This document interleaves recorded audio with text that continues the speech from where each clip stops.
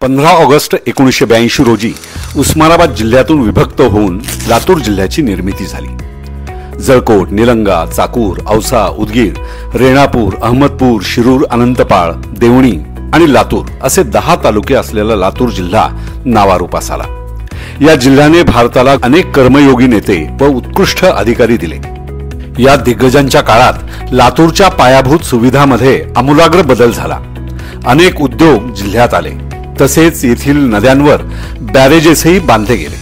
सिंचन क्षेत्र वाढवण्याचे तसेच विविध क्षेत्रात बदल घडवण्याचे प्रामाणिक प्रयत्न झाले, परंतु अजूनही लातूर जिल्ह्यातील बराच मोठा भूभाग सिंचन क्षेत्राखाली आला नाही। आजही बहुतांश शेतकरी पावसाच्या पाण्यावर अवलंबून आहेत। येथील पर्जन्यमान अतिशय कमी तसेच अनियमित आहे। शिवाय पडलेल्या पावसाचे पाणी साठवून ठेवण्यासाठी पुरेशी उपाययोजना देखील नाही। त्यामुळे चांगल्या जमिनी असलेला येथील शेतकरी हवालदिल झाला आहे। सन 2016 मध्ये जिल्ह्याच्या इतिहासातील सर्वात भीषण दुष्काळ लातूरने अनुभवला। 2014, 15 आणि 16 अशी लागोपाठ 3 वर्षे नगण्य पाऊस पडल्याने जिल्ह्यातील सर्व प्रकल्प जोत्याखाली गेले। आजही लातूर जिल्ह्यात आठवड्याला एकदा पिण्याचे पाणी येते, ही आजची परिस्थिती आहे। निसर्गाचे संतुलन राखण्यासाठी प्रत्येक जिल्ह्यात किमान 13% प्रदेश हरित असणे आवश्यक असते। लातूर जिल्ह्यामध्ये हरित क्षेत्र 1% कमी असणे हे दुर्दैवी आहे। झाडी कमी असल्याने येथील पर्जन्यमान कमी आहेच, तसेच तापमानात प्रचंड वाढ होत चालली आहे। लातूर जिल्ह्याला भेडसावणारा आणखी एक महत्त्वाचा प्रश्न म्हणजे बेरोजगारी।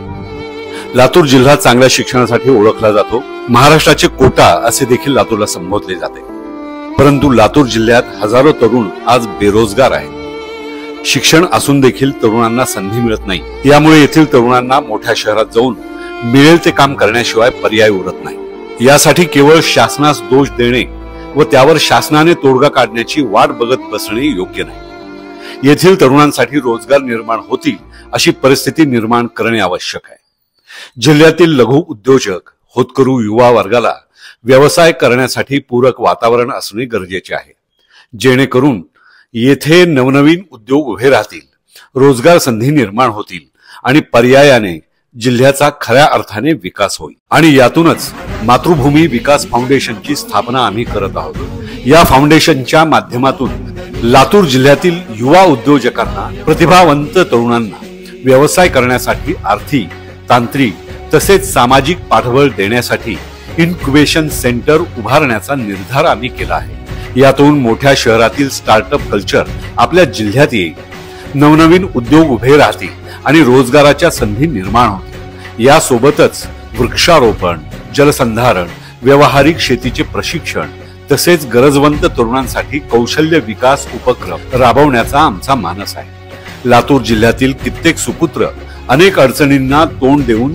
शिक्षणाच्या जिद्दीच्या बळावर डॉक्टर, इंजिनियर, मोठे अधिकारी झाले आणि आज उच्च पदावर कार्यरत आहेत। संघर्षातून विकास घडवून आणण्याची ताकद आपल्यामध्ये आहे। आपल्या लातूर जिल्ह्याला आपल्या सहकार्याची गरज आहे। लातूर जिल्ह्यातील स्थानिक व विविध क्षेत्रात बाहेरगावी कार्यरत असणाऱ्या सर्व माजी विद्यार्थ्यांना एका मंचावर आणण्याचा आमचा प्रयत्न आहे। ज्या मातीने आपल्याला घडवले त्या मातृभूमीच्या विकासासाठी एकत्र येऊया। लातूर जिल्ह्यातील सर्व माजी विद्यार्थ्यांना याद्वारे आम्ही आवाहन करतो, आपण मातृभूमी विकास फाउंडेशन मध्ये आपला सक्रिय सहभाग नोंदवावा। धन्यवाद। जन्मभूमी कर्मभूमी आमची, महवंदनीय अधिकार प्रिय ही माय मराठी आमची।